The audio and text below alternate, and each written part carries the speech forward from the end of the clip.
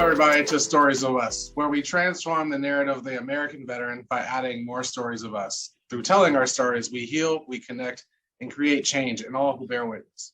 My name is Eric Ballantyne, and today we're joined by Jon Hegwood. Jon, why don't you tell us about yourself? Hey, Eric. Well, my name's Jon. I'm a biracial, gay guy, husband, father, dog dad, and U.S. Army veteran, and cancer survivor. And it's great to be here. Awesome. We're glad to have you. So tell us the story of you. Where, who, and what made you who you are today? That is a long one. I'll try to keep it short. Effectively, I'm here because of the military. My dad was actually adopted out of the Philippines when my grandfather was stationed there in the Navy back in the 60s. My dad was put up for adoption as an infant and was adopted by my grandparents at the time. My grandfather ended up doing 30-something years in the Navy, and my dad ended up doing 23 years in the Navy. I, however, joined the Army because I like land. And I had also grown up seeing the birthings that those folks have in the Navy, and I thought, no thanks, I'm super good. I'm actually joking. I honestly never grew up picturing myself in the military. I often joke that I kind of just like woke up one day in the Army because I grew up around the Navy, and I was like, I don't want any part of that life. It's not me. It's not who I am. Turns out that was accurate. I did my 4 years and bounced. But as I always say, I always joke that I tried to run away from the military, but then I married it. My husband and I have now been together for 11 years. We've been married for going on 3 years of that. Unfortunately, for the last 11 years, we haven't been able to get married or anything, but depending on which state and or area you might have been in the last 11 years, that was also true for yourself. We have since been able to legally marry, which is great. And yeah, there's, I guess, a lot of history there. We grew up pretty poor. I actually had cancer once upon a time, about 3 years ago now, and so I'd make that a point to always mention it. Just because you never know when you might meet other people, and specifically in the military, actually, that have had cancer. There's actually other people that I've met with in VA that were also cancer survivors, and I was like beside myself hearing their stories, and I couldn't believe that I was meeting other people like me, which is one of the great parts about being a part of a VSO like this. Is meeting other veterans that look like us, that are like us, and that we all find pieces of ourselves in each other in our stories. So yeah, that's, I guess, a little bit of that. Yeah, absolutely. And thank you for sharing that. Can you tell me a little bit about your military and veteran experiences and how some of the identities and experience you hold shape some of your journey? Yeah, my experience was during Don't Ask, Don't Tell. I joined knowing that I couldn't be my authentic self, and at the time I didn't have a problem with that. I say that now though, but in hindsight, I mean, it really kind of sucked. I mean, I literally got in trouble. I got smoked by an NCO in my unit for being gay, even though I never told them I was gay.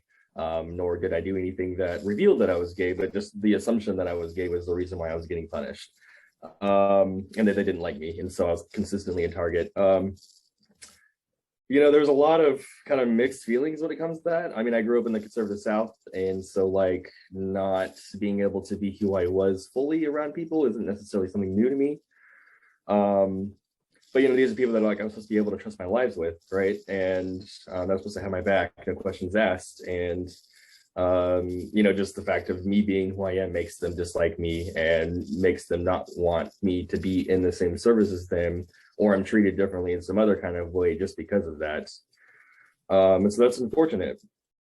In addition to being a gay man, I also identify as biracial. And like I mentioned, also as a cancer survivor, I think that those experiences probably still affect me to this day, even though it's been several years since I started my cancer treatment and had my diagnosis.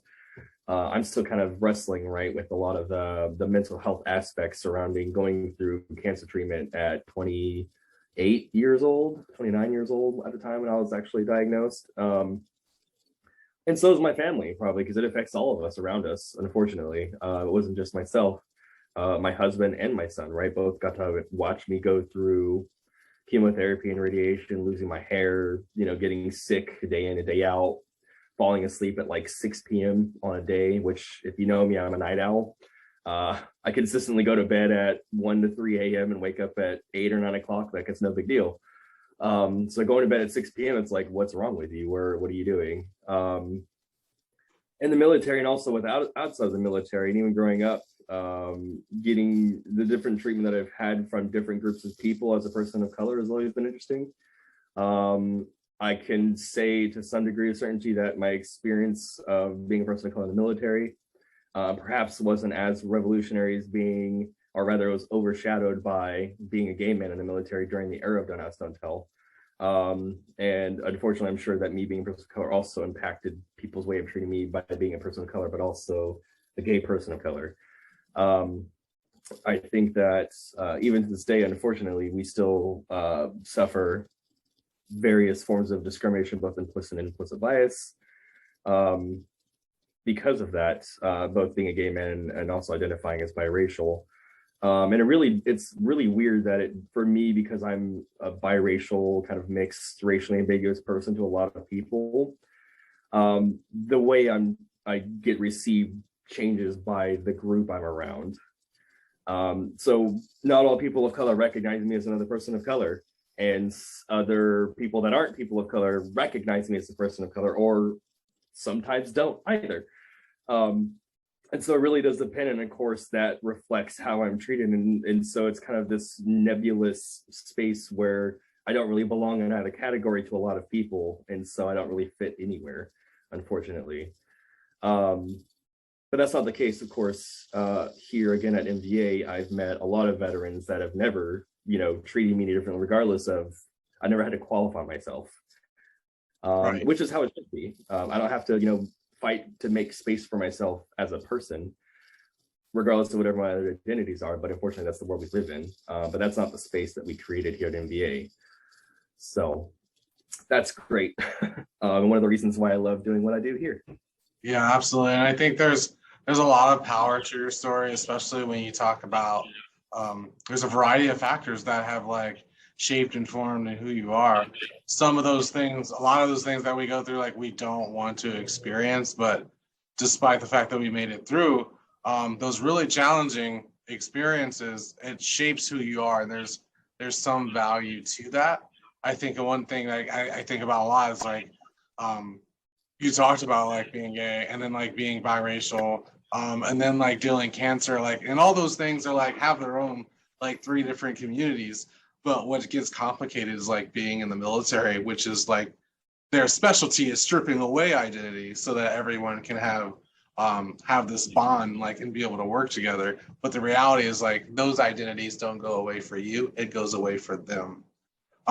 So with that said, right, you told this amazing story and your experience, but who are you today? That's a very simple and complex question, I feel like. In some respect, I'd like to say that I'm still the same, 15-year-old awkward teenager that wore guy liner and had trip pants that made people uncomfortable all day. And it was very entertaining because I grew up in rural West Texas. So being Gothic to any degree made people visibly uncomfortable. In fact, at the time I worked at Hot Topic, if you folks remember, shout out to Hot Topic. They're still there. Yeah, they're still there. They're not as Gothic as they used to be though. But I remember my step grandmother, she would come to the mall to see me, but she wouldn't go in the store because she was intimidated by all of the Gothic things and music. And so I think it's a lot of ways I'm still kind of that rebellious, outcast and embracing it, right? But at the same time, we all want to find our community. And that's kind of still the search I think we're all on to some degree, finding our group of people and existing with them. Who I am today is a person who's overcome a lot, and it's really weird to me too. So whenever I talk about things that I've been through, I have people constantly tell me wow, you've been through a lot. To me, it's just life. Like you said, right, these are the things that we have to go through. The alternative is we don't, and that's not really an option, right? So as much as it sucks, for better or worse, we go through these crappy things through life, and we're shaped, formed by them, and so that's part of who I am, regardless of how I feel about my identity as a veteran. I didn't identify as a veteran for a long time after getting out, because of how I was treated in the military.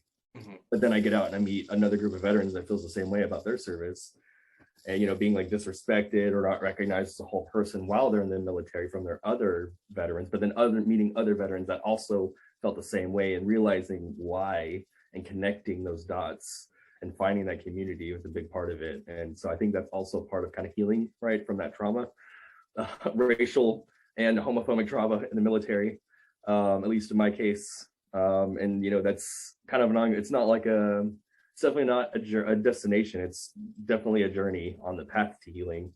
Lindsay actually said, Lindsay Church from NVA said the other day about serving the underdog, until not being able to be who you are in the military was a trauma, and like that fucked me up. Like I'm still healing from that, and that was literally like a week ago, and I had never thought of it that way before, and I'm still reeling from that. And so that's kind of part of the journey and the process, I guess. And so that's who I am today, and who I hope to be tomorrow is better than the person I am today. Outstanding. Yeah, and I think that's very well said. Like, definitely, serving in the military, period, is trauma, right? Like they use trauma to indoctrinate you, but like having your identity stripped away and like being gay under a don't ask, don't tell environment, like that is hostile territory. You are constantly like walking this line. So I would definitely say that's extremely traumatic.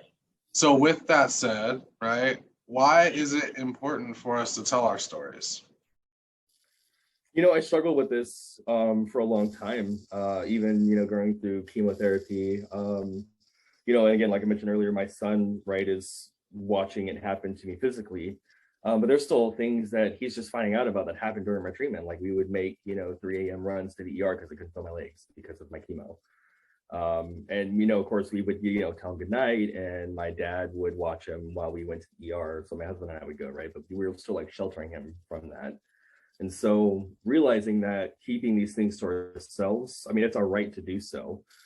Simultaneously, though, and something that I'm still like dealing with or like wrestling with, right, is like knowing that getting our stories out there and like telling people who we are and what we've been through and where we are now empowers other people. Somebody out there needs to hear our story that we have never met, may never know, and that's okay.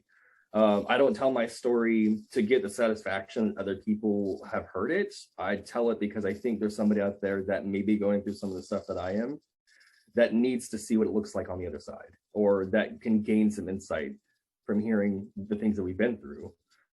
And kind of like you mentioned too, right, going through until I got out like 4 or 5 months after it officially was repealed. And so like joining the military under Donatel is one thing, but then being in it still, whenever it's kind of like on the forefront of everybody's mind in the military because it's actively getting removed, just kind of like paints a target on every single person's back that identifies as gay.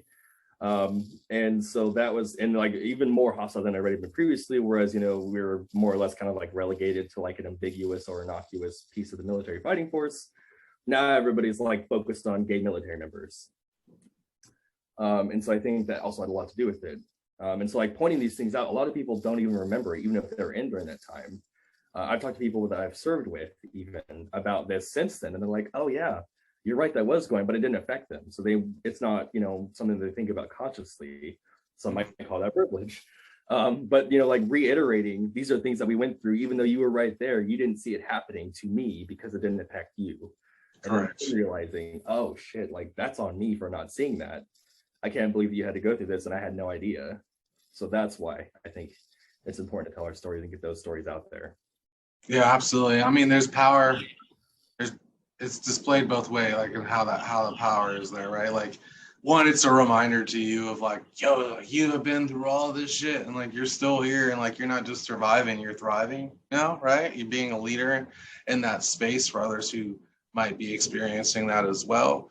And then on the flip side of it, right, the person receiving, like they get to like, oh my gosh, like this sounds all too familiar, right? There's a lot of things that you can pick out from each story. But like you also learn that you're not alone in that, and that's how community is built. So I really appreciate your time today with us, Jon. Such an amazing story. For all those out there that are watching, just as a reminder, on November 12th at Highline College at 7 p.m., we will have our first ever live event, our live version of Stories of Us. Don't forget to join. Jon, again, thank you so much for joining us today. And for everybody else, I hope to see you again soon. Thank you.